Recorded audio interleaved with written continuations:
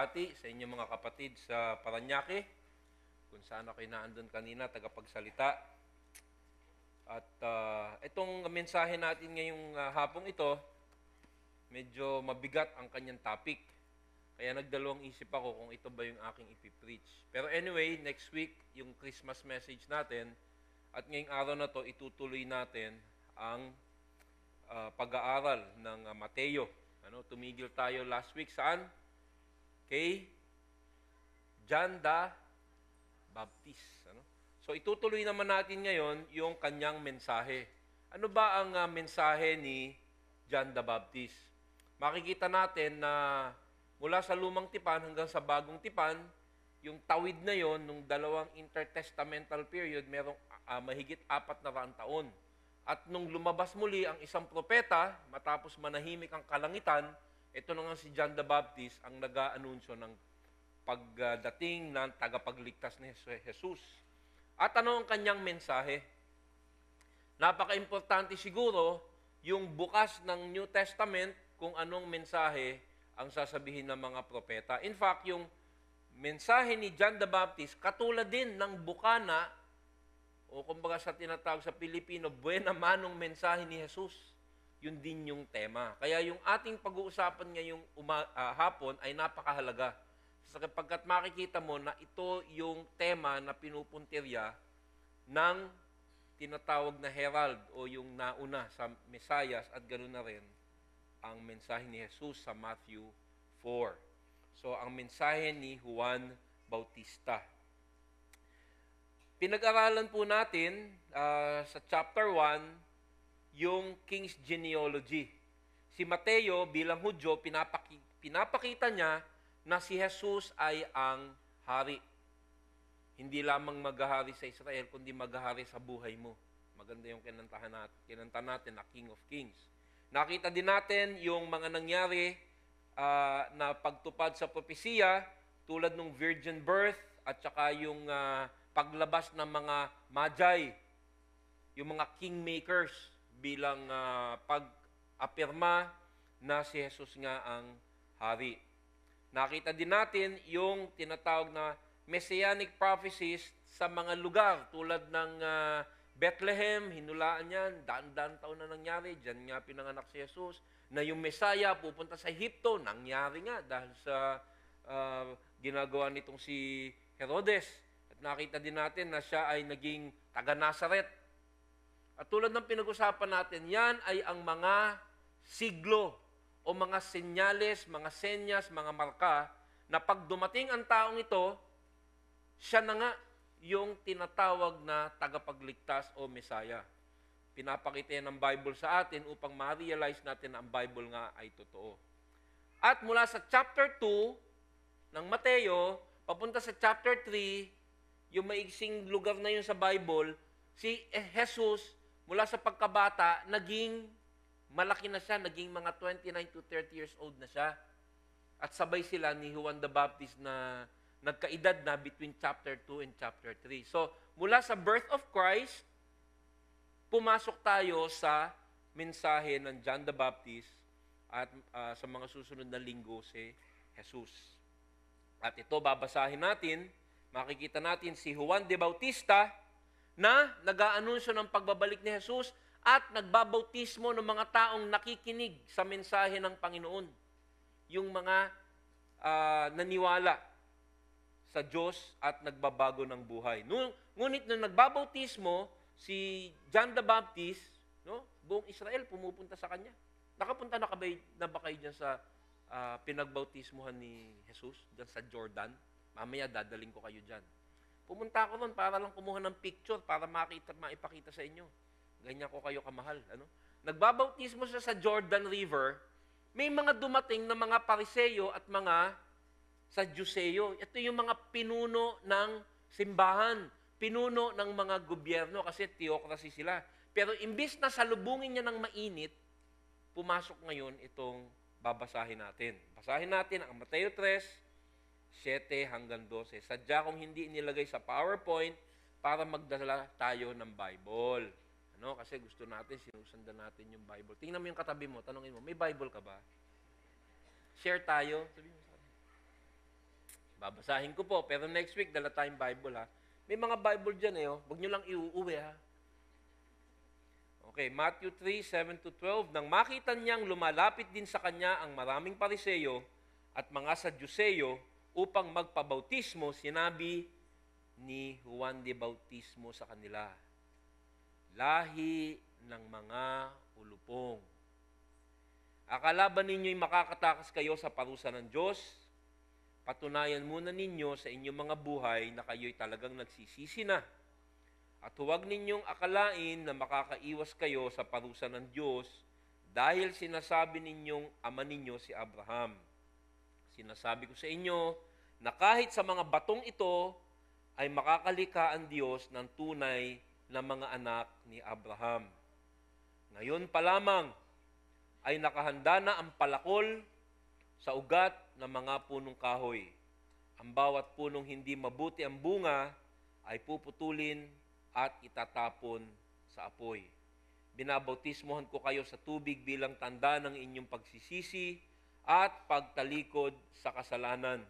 Ngunit ang darating na kasunod ko ang higit, nawala ako, anong verse na ba tayo? 11, binabautismohan ko kayo sa tubig bilang tanda ng inyong pagsisisi at pagtalikod sa kasalanan. Ngunit ang darating na kasunod ko ang siyang magbabautismo sa inyo sa Espiritu Santo at sa apoy. Higit siyang makapangyarihan kaysa akin, ni hindi man lamang ko karapat-dapat magdala ng kanyang sandalyas. Hawak na niya ang kanyang kalaykay upang alisin ang dayami. Titipunin niya sa kamalig ang trigo, ngunit ang ipa ay susunugin sa apoy na di mamamatay kailanman. Manalangin po muna tayo. Panginoon, salamat po sa hapong ito, sa aking mga kapatid na kahit umuulan ay pumunta rito. Salamat sa kanilang katapatan. Sana, Panginoon, pong gumabay sa kanila, i-bless mo sila. Sana ay matuto po kaming lahat. Sana po, Panginoon, ay ang inyong pangalan at ang inyong salita ang maitaas sa hapong ito, sa pangalan ni Jesus. Amen. Sabi sa Mateo 11:11, ito daw si Juan the Baptist, ang the greatest man.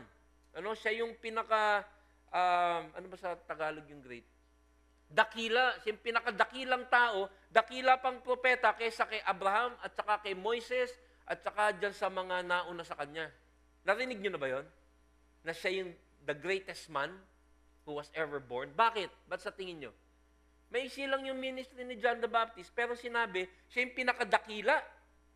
Compared sa ginawa siguro ni Moises at saka nila Noah at yung mga iba pang mga alagad ng Diyos, parang maliit lang. Alam mo kung bakit? Tanungin mo sa katabi mo, alam mo kung bakit? Sagutin mo, hindi ko alam. Sasabihin sa'yo ni Pastor EJ. Kasi, lahat ng propeta, lahat ng lingkod na Diyos, na nauna dito kay John the Baptist, pinoprophesy lang nila, itinuturo lang nila ang patungkol sa Mesaya. Si John the Baptist, ang kauna-unahang propeta at ang tanging propeta na nung pinoprophesy niya, nagsasalita sa patungkol sa matagal ng tagapagligtas na iniintay ng Israel, ay naando na. Natupad. Siya yung propeta kung saan natupad yung propesiya. Kaya sinabi siya yung pinakadakila. So hindi dahil sa kanya, kundi dahil dun sa pribilehyo na ibinigay sa kanya. Na siya mismo ang nag-anunsyo at siya mismo ang naka-experience ng pagdadating ni Jesus Christ. Alam mo na yun, ha?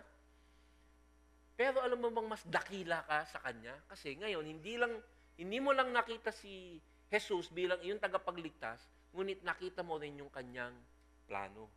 Kaya itong si John the Baptist, ito yung tinatawag na taga-anunsyo ng hari. Herald. Alam mo ba kung ano yung herald? Sino dito ang nanonood nung bata pa sila ng mga Sampaguita pictures? Taas ang kamay. Alam ko, walang aamin sa inyo. Sila Rosa Rosal, ayan. Meron mga pelikula nun tungkol sa hari. No? Tapos, bago dumating yung mahal na hari, doon sa Ibong Adarna, napanood niya nung bata pa ako. Si Boy, matanda na nun, pero bata pa ako nun.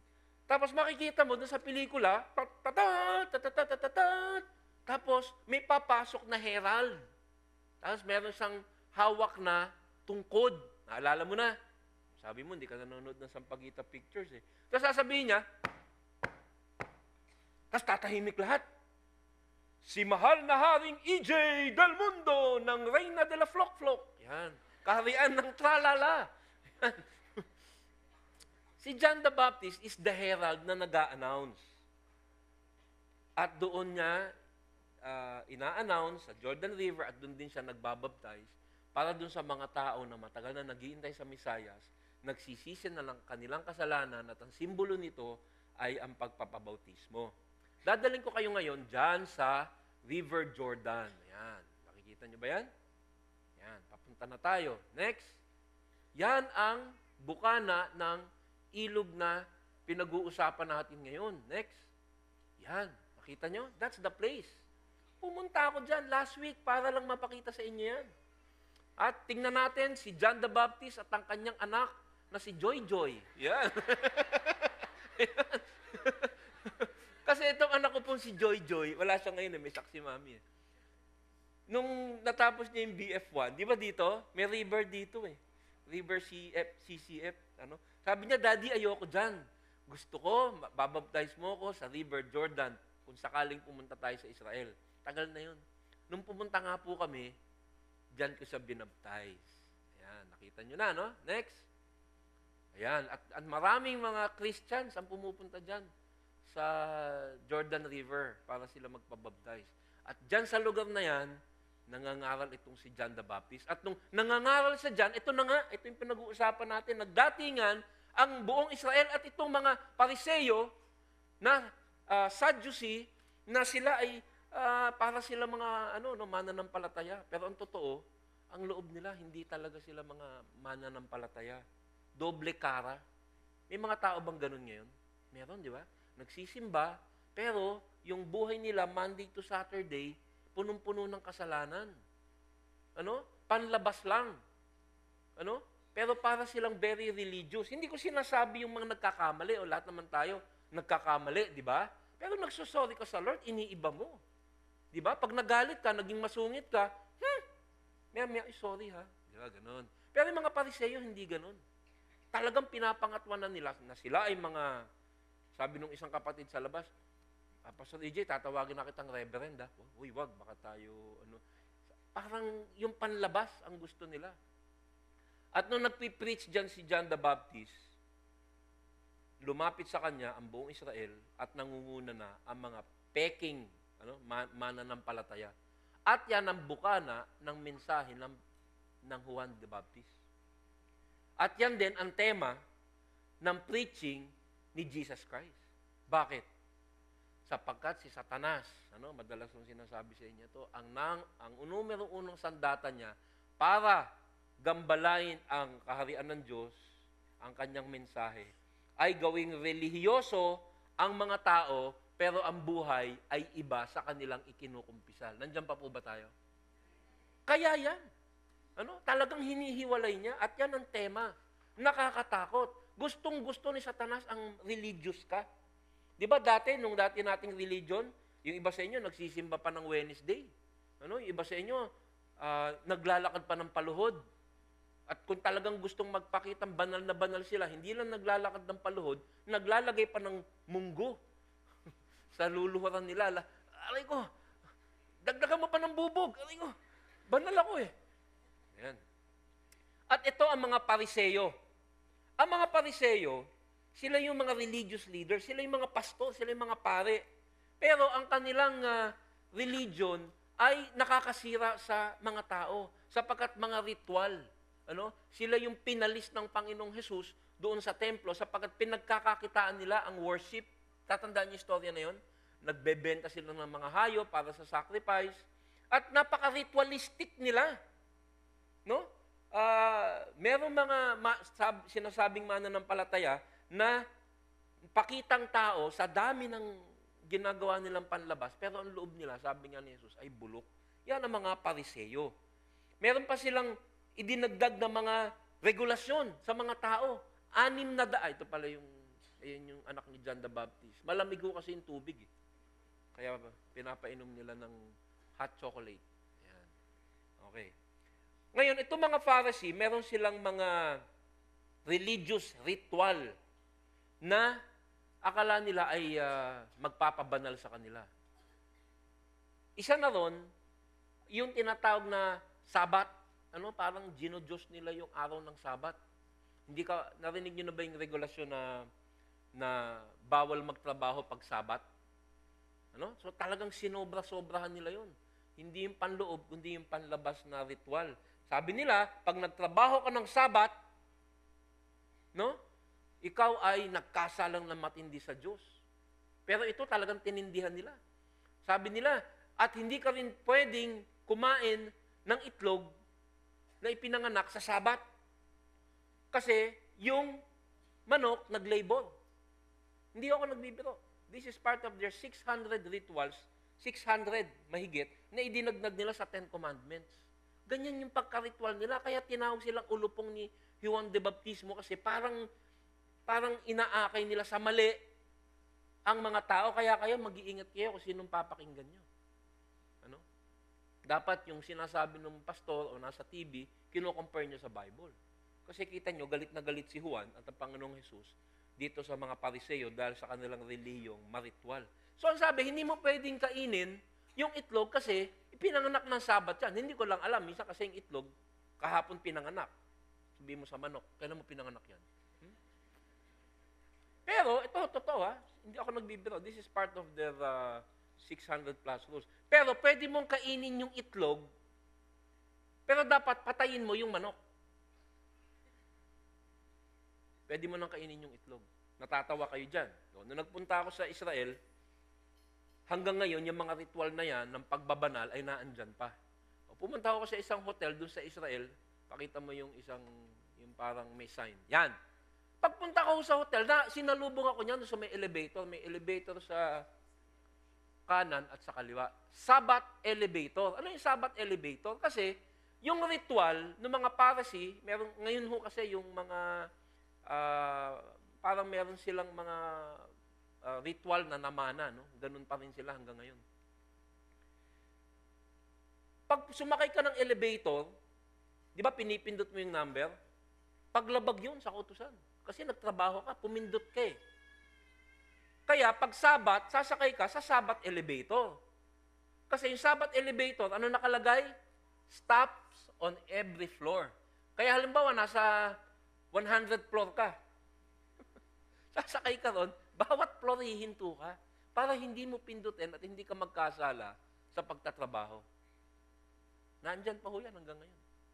So ito mga Pharisee, gumawa sila ng mga ritual, ng mga inimbentong kathang isip upang mapalapit sa Diyos. Pero ang sinasabi ni John the Baptist, hindi ganyan mapalapit sa Diyos. Meron namang siguro sa panahon ngayon para mailagay natin sa konteksto natin. Lako, member ako ng CCF. Saka nagsisimba? CCF. Yabang no?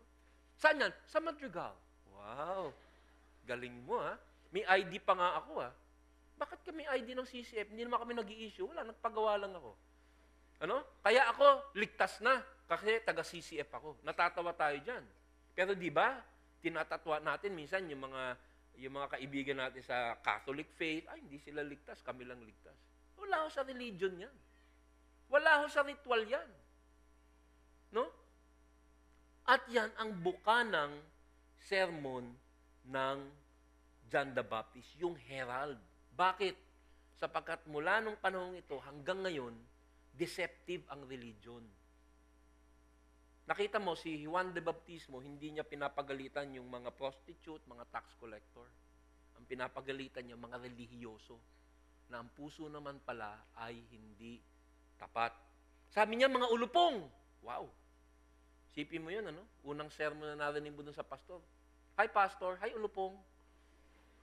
Hindi naman. Ano ba yung ulupong, yung viper? Yung sinasabi dito, yung ahas doon sa Middle East, itong ulupong, parang, pag nakita mo, maaring ikaw ay malinlang kasi, nag-iitsura siya na parang sanga, hindi gumagalaw. Kulay brown. Pero pag hinawakan mo, tutuklawin ka. Kaya ito yung hinahambing niya. Ang mga taong relihiyoso, ngunit may doble kara palang buhay, ay kinukumpara ni John the Baptist sa ulupong.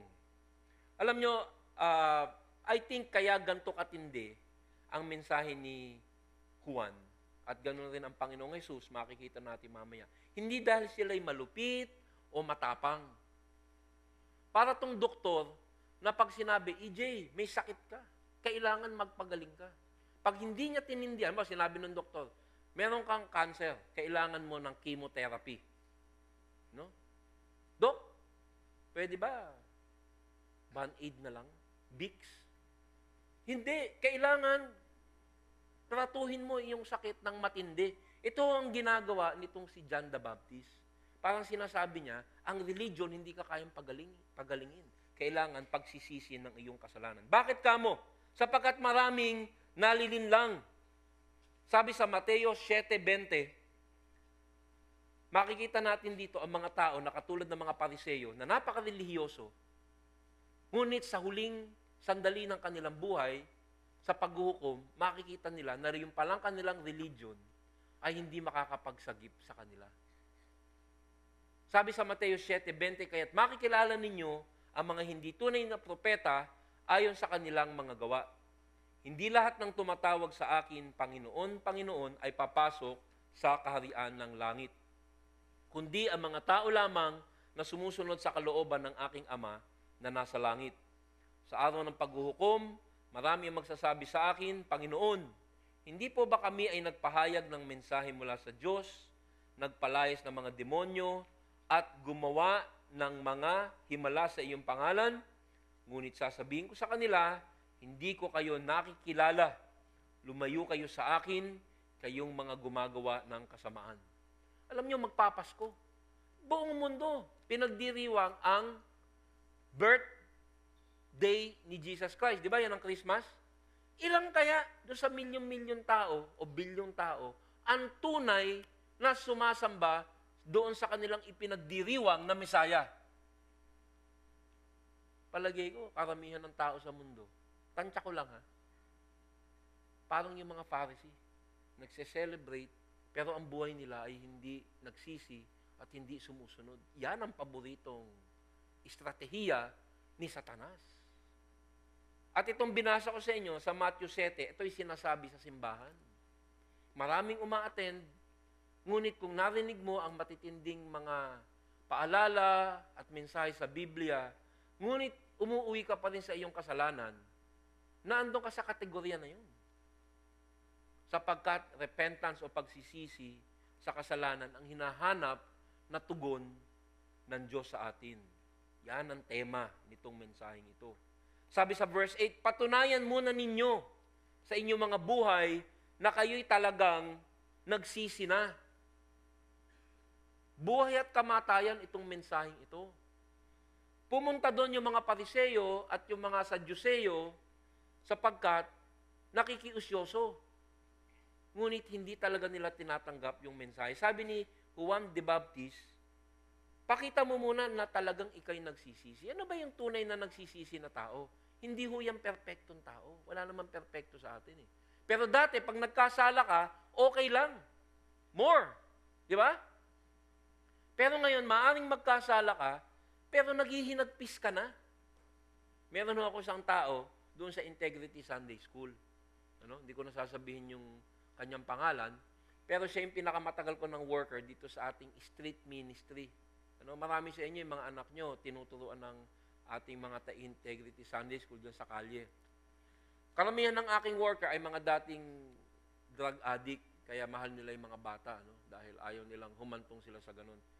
Ngayon, itong aking tao, nakitaan ko siya ng tunay na pagsisisi. Bakit? Isang beses, sabi niya, Sir, 5 years na ako nagtatrabaho sa'yo, pwede ba ako magbakasyon ng 2 weeks to 1 month? Sabi ko, sige. Bumalik ko siya after 1 week lang, sabi niya, Sir, tanggalin mo na ako. Alisin mo na ako sa ministry. Hindi ako karapat-dapat. Bakit? Huwag mo na itanong, basta tanggalin mo na ako. Bakit nga eh? Kasi itong aking kapatid, nung nagbakasyon sa ministry, natukso uli, nagsabu ng 1 beses. Nalalaman ko na talagang may bunga siya ng pagsisisi kasi hindi ko naman siya nahuli. Kung di niya sinabi, hindi ko naman malalaman. Pero grabe yung paghihinagpis niya. Hindi ako karapat-dapat. Parang yung istorya nung tax collector sa Lucas, yung dinadagukan niya yung dibdib niya, Lord, hindi man lang makatingin sa langit. Natatandaan niyo ba yung istorya na yun? Di ba? Yung sa Lucas. Yung isa, pumasok sa simbahan, at ako ay isang pariseo, nag-aayuno. Ha? Ako ay nagbibigay ng ikapu, hindi katulad nito. Sinong ito? Yun nga, yung Lord, hindi ako, yun, nakita mo yung pagkakaiba ng nagsisisi sa isang tao na akala niya okay na siya. Yan ang sinasabi ni John the Baptist. Patunayan muna ninyo sa inyong mga buhay na kayo talagang nagsisisi na. Yun yung tao ko na yun, sabi ko sa kanya, huwag kang umalis. Bakit? Christian na Christian ka. Kasi kung hindi ka naghihinagpis, yun ang patunay na hindi ka Christian. Ang patunay ng tunay na Christian ay hindi ka wala ng kasalanan. Ang Christian, habang lumalaon, nagkakasala pa rin, nababawasan ng kasalanan, pero pag nagkasala siya, matindi yung kanyang paghihinagpis. Bakit? Kasi may Holy Spirit na eh. So ito yung sinasabi ni Juan the Baptist. No? Hindi ko mukha kang Kristiyano. Amoy Kristiyano ka. Alam niyo ba kung sino yung amoy Kristiyano? Amoy Christian ka. Yung pa po nga, Christian Dior. Kita niyo? Lakad Kristiyano, nakabarong pa. Hindi. Yung puso mo, malambot ba? Maaring naiinis ka, pero maya-maya, hindi ka naman nahuli. Wala namang umaway sa'yo. Nagsusorry ka. Sensya ka na ha. Nakakurot kita. Dumudugo pa ba? Ibig sabihin, nagsisisi ka. So, ang sabi dito, ni John the Baptist, bago kita i-baptize na isang ritual lamang, isa lamang outward sign, kailangan ka munang magpakita ng ganyang patotoo. Sabi sa Marcos 1:15, naganap na ang panahon at malapit na ang kaharian ng Diyos. Kayo'y magsisi at manampalataya sa Ebanghelyo. Ang pagsisisi ay una sa kaligtasan. Yan ang tema ni Juan, yan ang tema ni Jesus. Alam mo ba, yung kauna-unahang salita ni Jesus, nung nag-sermon siya, ganun din, repent. Magsisi. Bakit? Sasabihin ko sa'yo. Maraming pumapasok sa Christian life. Kasi iniisip nila, mabe-bless sila. Okay yun, maaaring mangyari yun. Pero ang entrada sa Christian life ay hindi para ma-bless ka. Ang entrada sa Christian life ay para masagip ka sa ganap na kapahamakan sa impyerno. Do you accept Jesus Christ as your Lord and Savior? Yes. Savior. Savior. Alam mo sa Tagalog yung Savior? Tagapagligtas. Alam mo ba kung saan ka dapat iligtas? Kung hindi mo inaamin na ikay makasalanan, kung hindi mo itinatatwa ang kasalanan, mali entrada mo. Ang mga tao na nagsisisi, dumadagok sa dibdib, yan ang mga tunay na makikitaan ng repentance. Kasi alam nila ang pasok nila ay dahil sa kailangan nila sa isang tagapagligtas. Halimbawa, hindi ka naman nalulunod, binato kita ng salbabida, anong gagawin mo sa akin? Magagalit ka, di ba? Pero kung nalulunod ka, alam mong mamamatay ka at hinagisan kita ng salbabida, thank you, Pastor EJ. Sinabi mo sa akin ng totoo. Yan ang inihahambing ni Juan de Bautista. Repent, magsisi ka muna at dun ka manampalataya. Yan ang entrada. Sabi sa Santiago 2:19. Ano? Ito yung banat ng Bible doon sa mga tao na I believe. Pero yung buhay nila hindi nakikitaan ng pagbabago. Naniniwala ka na ang Diyos ay iisa, hindi ba? Naniniwala kami Diyos, di ba? Pero walang pagbabago buhay mo. Pues, mabuti yan. Ang mga demonyo man ay naniniwala rin at nanginginig pa. Pero nagsisi ba mga demonyo? Naniniwala sila. Pero hindi sila nagsisi sa kanilang kasalanan. Napakadelikado po ng maling pagpapaliwanag ng entrada sa kalangitan. Kaya napakaraming malalaking simbahan ngayon na nagpipreach yan. Pag dito kayo sumimba, dadamin yung pera, i-bless kayo, pasukan ng mga tao. Hindi. Pero ang simbahan na magpipreach, na katulad ng preaching ni John the Baptist at ni Jesus, alam nyo, hindi ko alam kung i-bless kayo ni Lord. Ano? Kasi ako, nung naging Christian ako, mas lalong dumami problema ko eh. Pero may kapayapaan, ano? Pero ang katiyakan sa inyo, pag nagsisi kayo, masasagip kayo. Pero alam nyo, may maganda akong balita. Kung ikaw ngayon ay nakaupo dyan at sinasabi mo, Pastor EJ, sapul ako niyang sinasabi mo. Kasi nagkakasala pa rin ako eh. Minsan nga, nahihirapan akong maging matapat eh. Baka minsan nga natatanong ko, Christian ba talaga ako, Lord? Ba't ganun? Tulungan mo naman ako maging kaaya-aya sa iyong paningin. May ganun ba sa inyo? Oh, Lord, sabihin ko, ikaw ba, mahal mo ba si Lord? Parang hindi. Bakit? Kasi sumusuway ako sa Kanya eh. Pero alam mo, baka ikaw yung pinaka nagmamahal kay Lord eh. Bakit? Naghihinagpis ka na nagkakasala ka eh. Ngayon, kung ikaw naman ay nagkakasala pero walang hinagpis, may babasahin ako sa'yo. Isang blessing. Ano? Sapagkat ang pagsisisi, ang pagkakakilala sa kasalanan ay pwede ring manggaling sa Diyos. Alam nyo, nung nag-iinom ako noon ng alak, bata pa ako, kakasakit na ako. Nahihirapan na yung katawan ko. Nag-pray ako, Lord. Gustong-gusto ko uminom. Sana tulungan mo akong kamuhian to. Pwede mo ipag-pray yun. Basahin natin itong 2 Timoteo 2. Sabi, mahinahon niyang itinutuwid ang mga sumasalungat sa kanya, ito yung isang elder o pastor, baka sakaling marapatin ng Diyos na sila'y magsisi. So, repentance, pagsisisi, could be given by God. Meron ba nagkakasala dito? At gusto mo nang iwanan yung kasalanan mo? Sabi niya, Lord, tulungan mo akong kamuhian ng aking kasalanan. At sabi dito, baka sakaling marapatin ng Diyos na sila'y magsisi. Nababasa mo ba yun? Ibig sabihin yung pagsisisi, pwede kang injection na ng Panginoon na ikaw ay taong nagsisisi. Ano? Ako gusto ko yan eh. Kasi minsan nagkakasala ako. Walang pakiramdam eh. I-convict mo ako, Lord. Tumalikod sila sa kanilang mga kasalanan upang makilala nila ang katotohanan. Sa gayon, maliliwanagan ang kanilang isip at makakawala sila sa bitag ng dyablo na bumihag at umalipin sa kanila. Kaya magpalahaw ka. Ano? Kasi 3 kausap ko dito eh. 3 tao ang kausap ko dito. Hindi ko alam kung saan ka doon. Una, yung hindi ka pa Christian, hindi mo pa tinatanggap si Jesus. Pero sabi mo, sapul ako noon. Ano? Hindi ko pa tinatanggap si Jesus, pero nakukonvict na ako. Ano? Ikaw yung namumuro ka na. Kinukonvict ka na ng Holy Spirit. Meron pangalawa, no?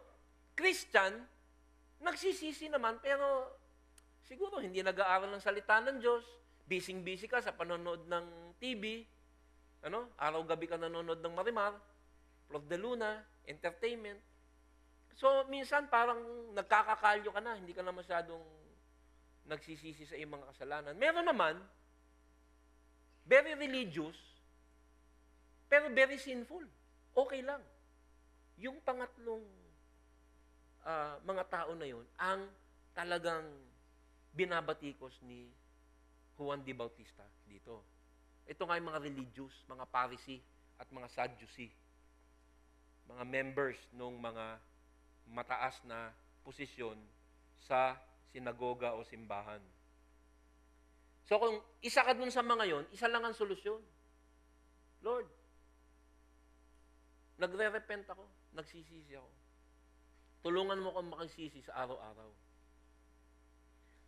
5 po ang points natin sa hapon na ito. Ano? Nangalahati na tayo ng oras natin sa isa. Pero yung susunod, maiksi na lang. Yung pangalawang puntos dito sa ating pinag-uusapan ay ang pagtatwa. So yung una, yung mga huwad. Pangalawa, yung pagtatwa ng Panginoon sa mga huwad. Sabi ng Juan de Bautista sa verse 9, abay, huwag ninyong akalain na makakaiwas kayo sa parusa ng Diyos dahil sinasabi ninyong ama ninyo si Abraham. Sinasabi ko sa inyo na kahit sa mga batong ito ay makakalikha ang Diyos ng tunay na mga anak ni Abraham. Bakit sinabi ni Juan Bautista ito doon sa mga ipokrito? Kasi may mga tao noon, ito na nga mga Pharisee at Sadducee na sabi niya, ligtas kami. Bakit? Nagsisi ka ba? Hindi, kasi anak kami ni Abraham. Nasa lahi namin na kami anak ng Diyos. Tulad na rin ng mga tao ngayon na nagsasabi, member kami ng evangelical church. Every year, nagpapabaptize ako, ano? Excuse me, no? Nagse-serve ako, nagpipreach ako, nagpapakain ako mahirap, nagtatights ako. Sabi niya, huwag mong akalain na makakaiwas ka sa parusa. Sapagkat ang hawak mo ay religion, hindi tunay na pagsisisi. Ito yung mga tao o mga Kristiyano sa pangalan lamang. Meron pa nga nagsasabi, ay mayaman ako, ibig sabihin blessed ako. Huwag mo sasabihin mayaman ka. Huwag mo sasabihin na blessed ka, kaya ligtas ka na. Andiyan pa po ba tayo? Next week na ho yung Christmas message. Kung sino man magpipreach next week, medyo gaanan mo ha, mabigat yung message natin ngayon eh. Pero sa akin, angkop. Kasi next Sunday, it's Christmas. At least nauunawaan natin kung bakit bumaba ang Panginoong Hesus dito. At anong ating dapat gawin para siya ay bigyan ng glory dun sa kanyang ginawa. So, yung mga huwad, number 1. Number 2, yung pagtatwa o pag-reject sa mga huwad. At pangatlo, makikita natin sa verse 10 ng Matthew 3, ang babala. Ngayon pa lamang ay nakahanda na ang palakol sa ugat ng mga punong kahoy. Ang bawat punong hindi mabuti ang bunga ay puputulin at itatapon sa apoy. So, ang mga tao ng Diyos at ang mga tinatawag ng kambing, nahalo-halo yan. At sinabi, yung mga puno na hindi naman nagbubunga, puputulin at itatapon sa apoy. Alam niyo ba ibig sabihin yan? Ito yung mga napatunayan na Kristiyano lamang sa salita at hindi sa gawa. Hindi ako nagtataka na ito ang mensahe ni Juan Bautista. Dahil nga, sa napakadaling malinlang, huwag mong iisipin na kumot meron kang titulo, Kristiyano, na hindi mo naman nakikita ang bunga niyan sa iyong buhay. Eksaminin mo iyong sarili. O, huwag kayong matatakot. Kasi, ang tanong ko lang naman sa'yo, hindi ko naman tinatanong wala ka bang kasalanan eh. Ang tanong ko lang naman sa'yo, bakit ka ba Kristiyano? Dapat ang sagot mo, Kristiyano ako, hindi dahil sa ako'y mabuti, bagkus, ako'y napakasama. Kaya nga bumaba si Jesus para iligtas ang katulad kong masama. Pangalawa, kaya ko alam na ako'y Kristiyano kasi hindi ko na kayang magkasala, nakakasala pa rin ako, pero hindi ko na kayang magkasala nang hindi ako naghihinagpis. Hindi dahil sa ako'y mapaparusahan, kung hindi, ako'y lumalabag sa aking Panginoon. Pero dito sinasabi, yung mga tao na walang bunga ng pagsisisi, puputulin at itatapon sa apoy, ihihiwalay. Antindi, no? Matindi ho to. So, ang isang Kristiyano dapat ay nakikitaan ng pagsunod. Sumusuway man, unti-unting nawawala ang pagsuway at unti-unting dumadami ang kanyang pagsunod. Lagi kong iniilustra sa inyo, nung bago kang Kristiyano, no, ang tingin mo sa kabutihan mo ay napakataas. Okay naman ako, hindi katulad ng kapitbahay ko. Hindi katulad ng biyanan ko, napakasama niya. Ang tingin mo sa kabutihan mo, ganyang kataas. Ang tingin mo sa kasamaan mo, mababa, okay naman ako. Parang yung ako nag-aayuno, di ba? Ganun eh. Ito yung tanda ng isang Kristiyano. Fruit of repentance. Habang nagmamature ka bilang Kristiyano, yung tingin mo sa kabutihan mo, bumababa. Yung tingin mo sa kakulangan mo, tumataas. Ano? So, magalit ka lang, naku Lord, I'm sorry.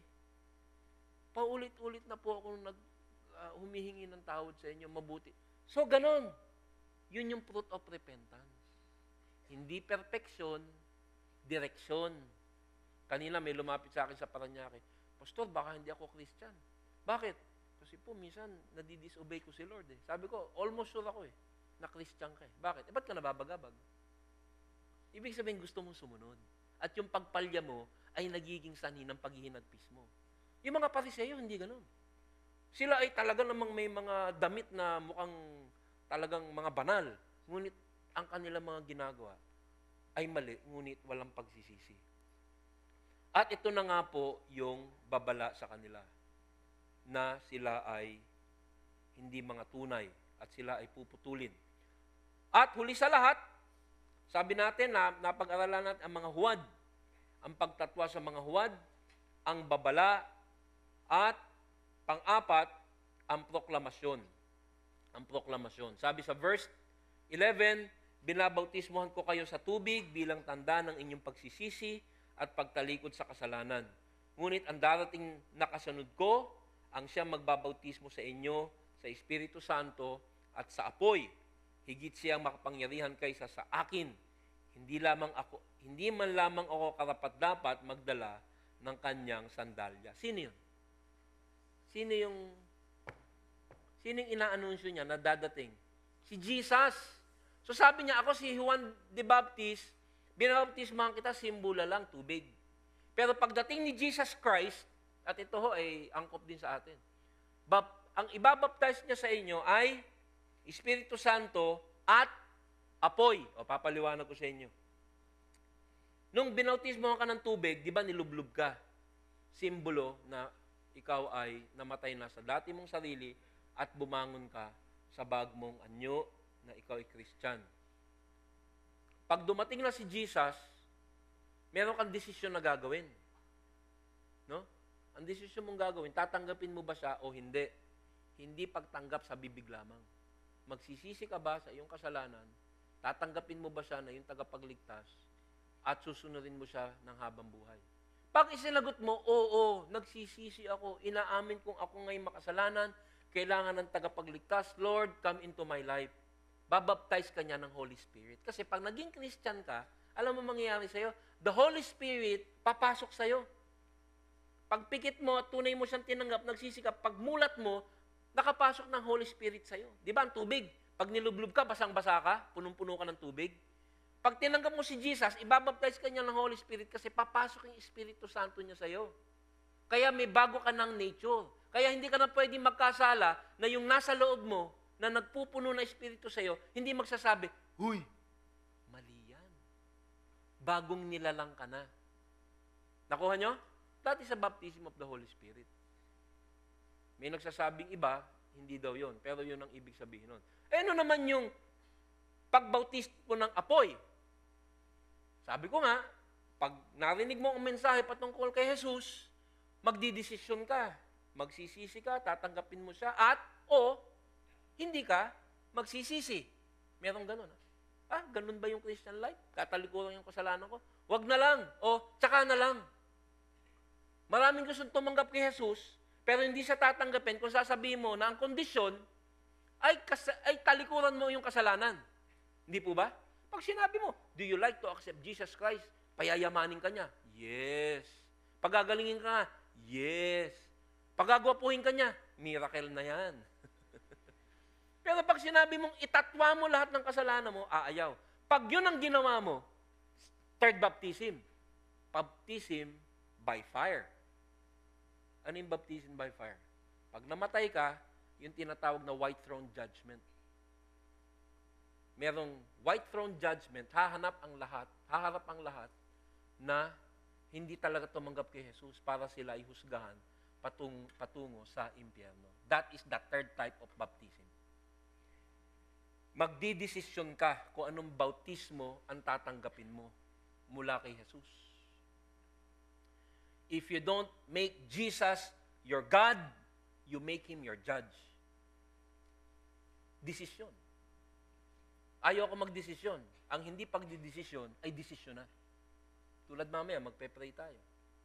Alam mo, may kasalanan ka. Alam mo na ngayon ang ibig sabihin ng totoong pagtanggap kay Jesus.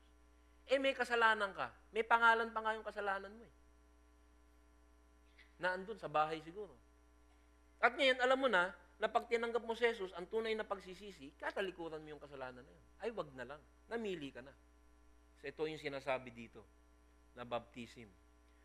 At itong mga sinasabi na ito ay propesiya doon sa Malakay. Ang Malakay ay propesiya na nag-aanunsyo, hindi lamang kay Juan, kundi kay Jesus, 500 years before sila dumating. Basahin natin.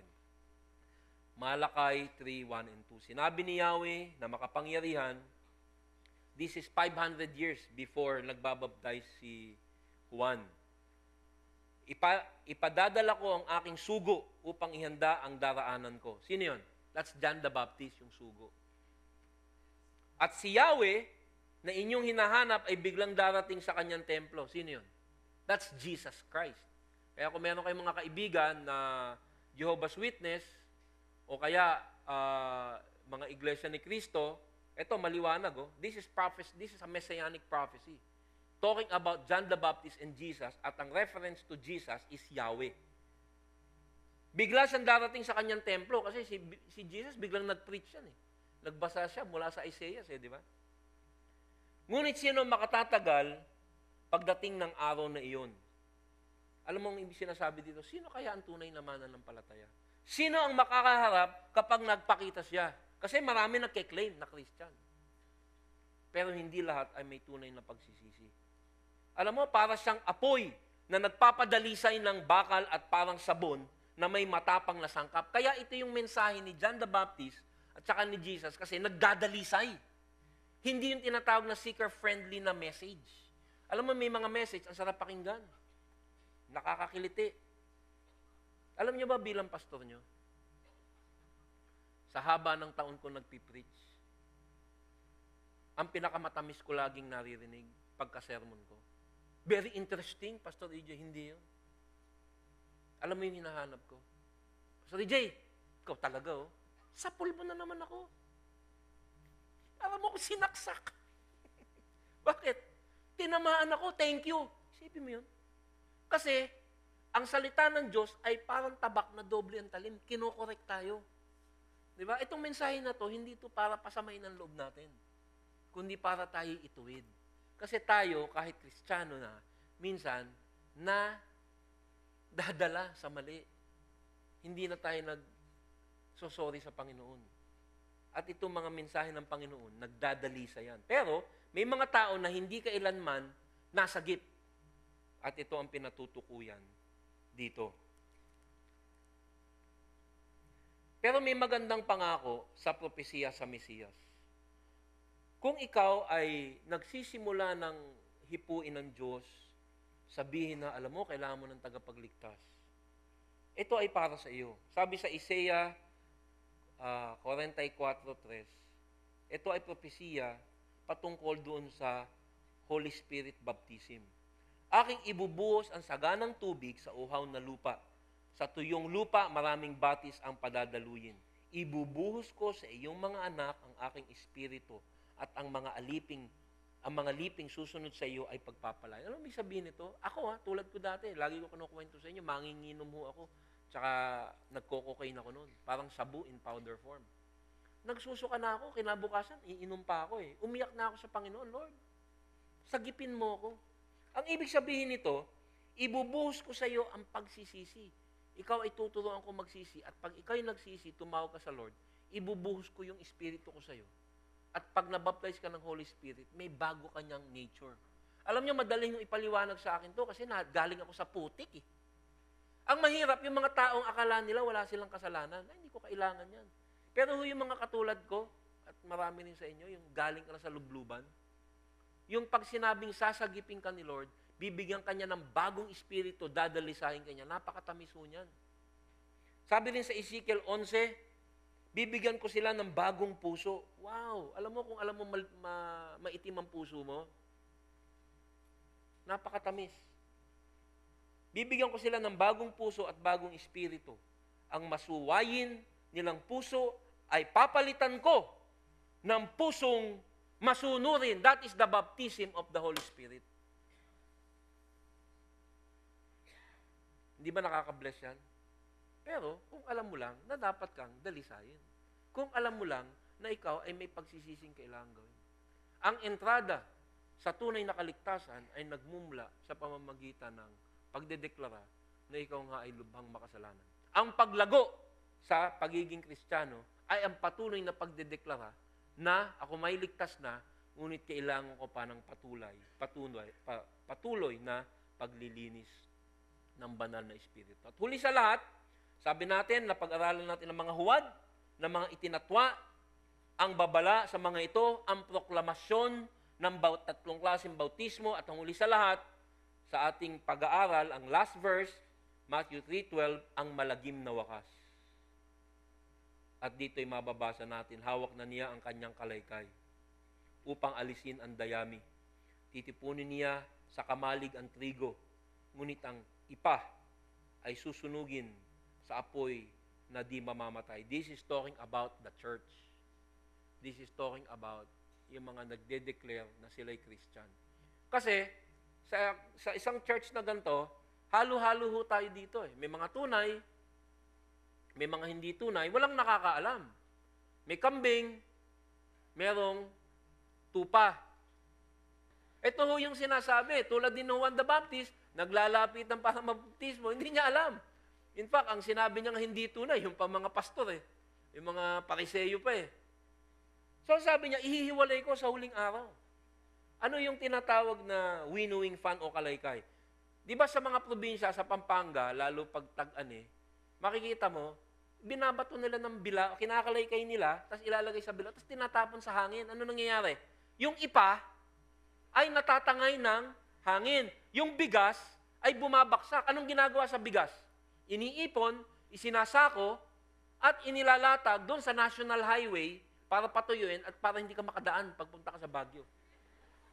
Anong ginagawa doon sa ipa? Iipunin, ibabalumbon, sisigaan.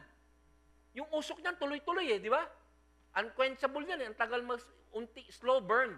Para yung usok niya, pumunta doon sa National Highway para hindi ka nakamakadaan, hindi ka pa makakita. So, yan yung sinasabi. Yung unquenchable fire o yung apoy na di mamamatay, sa original na lengguwahe, isang salita lang ho yan. Ang ibig sabihin, asbestos. Unquenchable fire. Doon nakuha yung salitang asbestos. Yung asbestos, kahit anong apoy, hindi ho siya nasusunog. Ito ang pupuntahan daw ng mga peke na mananampalataya. Matindi, no? Sapagkat ang ating hahantungan, kung pinili natin ang baptism of the Holy Spirit, bibigyan tayo ng bagong katawan, di ba? Alam niyo yan, glorified body.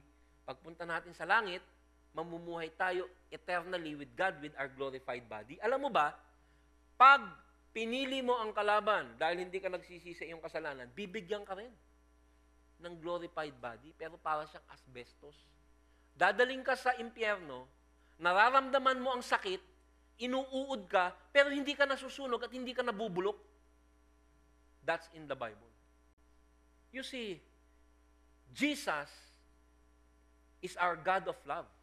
Yes, si Jesus ay Diyos ng pagmamahal. Pero wag nating tatandaan na si Jesus is God. God is God. And He is also a God of justice. Kaya kung ang mga pastor ay puro matatamis lamang ang sasabihin, puro blessing kumbaga, at walang babala, eh hindi namin ginawa yung ginawa ni Juan de Baptismo at ni Jesus Christ. Kasi mas marami silang sermon, in fact, mas maraming talata sa Bible patungkol sa warning. Bakit? Dahil tayo-taong makakasalanan. Madaling mapunta sa pahamak. Itong mga pinag-uusapan natin ay propesiya mula sa libro ng Malakayas. At sa huling libro ng Old Testament, sa huling chapter ng Old Testament, at sa huling verse ng Old Testament ay patungkol kay Juan de Bautista at sa kanyang babala. Basahin po natin ang Malakayas 4:1. Sapagkat narito ang araw ay dumarating na gaya ng nagniningas na pugon na ang lahat ng palalo at lahat ng gumagawa ng masama ay magiging parang ipa at ang araw na dumarating ang susunog sa kanila, sabi ng Panginoon, ng mga hukbo. Ano pat, hindi mag-iiwan sa kanila ng ugat ni sangaman. Ano ibig sabihin? Susunugin, naganap. Kasi ang mga puno, pag nagkaroon ng kaingin, di ba, yung ugat, buo pa eh. Pero dito, this is talking about the totality of the punishment. Kahit yung ugat, walang matitira. Ganong katindi yung parusa. Sabi mo, Pastor EJ, ba't ganun yung pinipreach mo? Unang-una, yun ho yung susunod eh. Chapter 3 na ho tayo eh. Yun ang maganda kasi sa expository preaching, wala kang lalampasan. Pag pinipreach mo yung Bible verse by verse, lahat pag-uusapan. Babasahin ko lang po, halos tapos na tayo, pero babasahin ko sa inyo ang description sa impyerno na siyang pinatutukuyan nitong mensahe ni Juan de Bautismo. Sabi sa Pahayag 20, 11 hanggang 15. Pagkatapos nito'y nakita ko ang isang malaking tronong puti at ang nakaupo doon. Ito na yung white throne judgment. Naglaho ang lupa't langit sa kanyang harapan at hindi na nakita pang muli. Nakita ko nakatayo sa harap ng trono ang mga namatay, maging dakila at hamak, at binuksan ang mga aklat. Binuksan ng isa pang aklat, ang aklat ng buhay. Hinatulan ang mga patay ayon sa kanilang ginawa, batay sa nakasulat sa mga aklat. Inuluwa ng dagat ang mga patay at naroroon. Inuluwa din ng kamatayan at ng daigdig ng mga patay ang mga nakalagak sa kanila. Hinatulan ng lahat ayon sa kanilang mga ginawa. Pagkatapos ay itinapon din sa lawa ng apoy ang kamatayan at ng daigdig ng mga patay. Ang lawa ng apoy ay ang pangalawang kamatayan. Itinapon sa lawa ng apoy ang sino mang hindi nakasulat sa pangalan sa aklat ng buhay. Alam mo, nakakalungkot na baka may mga taga-CCF sa huling sandali, years na nakikinig ka sa pulpitong ito, pero hindi ka nagsisi. Naging religious ka. At ito ang babala.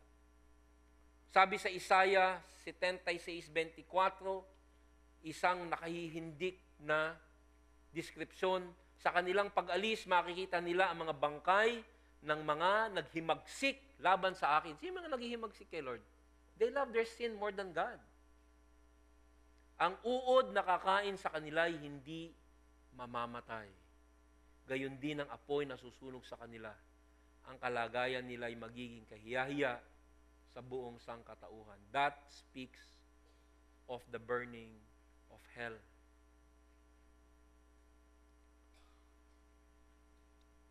At tulad ng sinabi ko sa inyo, 2 chapters later, o sa susunod na chapter, chapter 4,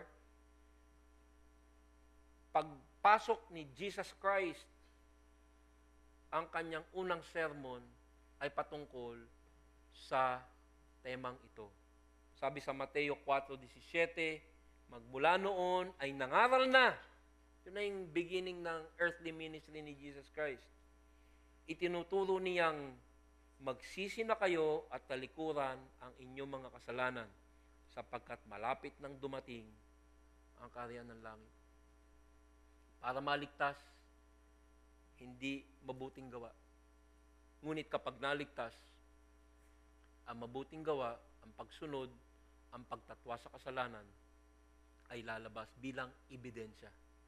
Hindi dahilan ng pagkakaligtas ang pagsisisi sa kasalanan. Nagsisi ka sa kasalanan at dahil dyan makikita ang ebidensya na ikaw nga ay tunay na mananampalataya. Tayo po ay manalangin. Panginoon, salamat po sa Bible. Salamat po sa mensahe na ibinigay mo sa amin. Lord, minsan ang mga mensahe mo talagang tinatamaan kami, Lord. Pero ito'y totoo. At nagpapasalamat po kami dahil ito'y nagdadalisay sa amin, naglilinis, nagpapaalala. Salamat na lamang po, Panginoon. At ikaw ay Diyos na mawain, na kahit kami mga makakasalanan, at minsan kahit Kristiyan nagkakasala pa, napakatiaga mo sa amin. Hindi lamang sa pagbabala, ngunit sa pag-aakay sa tama. Pinapanalangin ko po ang bawat isa rito. Habang lahat ay nakayuko, kung hindi ka pa nagsisisi sa iyong kasalanan, kailangan aminin mo. Hindi naman siguro problema ang aminin, ano? Kung hindi ka pa Christian, kung tinanong kita ngayon, saan ka pupunta pag ikay namatay? Pag hindi ka makasagot, hindi mo alam na may kaligtasan. Ang daan doon ay, unang-una, aminin mo na ikay nagkasala. Paniwala ng Biblia sa sinasabi nito na ang kabayaran ng isang kasalanan ay kamatayan. At ngayon magpalaho ka. Nababasa niya, iniisip mo, Lord, inaamin ko ako'y makasalanan. Sagipin mo ako ngayon. Salamat dahil ikay namatay doon sa krus. Bumaba ka sa lupa, pinanganak, namuhay dito upang mamatay, nakapalit ng aking kaparusahan. Tinatanggap kita na aking tagapagligtas sapagkat dapat nga po ako iligtas. Pag pinag-pray mo yan, the baptism of the Holy Spirit is upon you. At pansinin mo, bago ka nang nilalang, unti-unti, makikita mo na ikaw ay lublub na sa prutas na ibinibigay ng banal na Espiritu Santo. Kung ikaw naman ay Kristiyano na, nagsisi ka na noon, ngunit nakakalimot ka. Nakalimutan mo kung ba't namatay ang Panginoong Hesus. At ngayon, parang binabaliwala mo yung kanyang sakripisyo at nagkakasala ka ng kasalanan. Yung mga kasalanan ikinamatay ng Panginoon. Magsisi ka uli ngayon. Hindi para maligtas, kundi upang maituwid. Direksyon, hindi perfeksyon. Sabi mo, Lord, tulungan mo ko. Pero kung ikaw ay nakaupo ngayon dyan, narinig mo ng lahat ito noon, ngunit disidido ka pa rin na magpatuloy dyan sa hinahawakan mong kasalanan na maaaring ikaw lang ay nakakaalam. Narinig mo na ang babala. Ang panalangin ko ikay maantig, magsisi, at pumili na gawin ang Diyos na hindi hukom, kundi Diyos mo at sariling tagapagligtas. Panginoon, salamat po sa inyong pagtitiyaga sa amin. Tulungan mo kami ngayon, ibuhos mo sa amin ang iyong banal na Espiritu. Tulungan mo kami magsisi, pahapdiin mo tuwing kami magkakasala, sapagkat dyan magmumula ang katamisan ng aming relasyon sa inyo. Patawarin mo kami sa aming mga kasalanan paulit-ulit minsan. Sana nga po ako yung magbasa ng Biblia. Pagbulay-bulayan ko ito araw-araw upang ito ang makapagbago sa aking mga pag-uugaling hindi kaaya-aya at hindi karapat-dapat sa taong iniligtas na. We love you, Lord. We thank you for coming down on earth. And next week, sineselebrate namin ang tunay na diwa ng Pasko. Ang pagsisisi ng mga makakasalanan, ang pagsasagip ng banal at mapagmahal na Diyos. Ito po ang aming samot dalangin sa pangalan ni Kristo. Lahat ay nagsabi ng Amen. Palakpakan po natin ang ating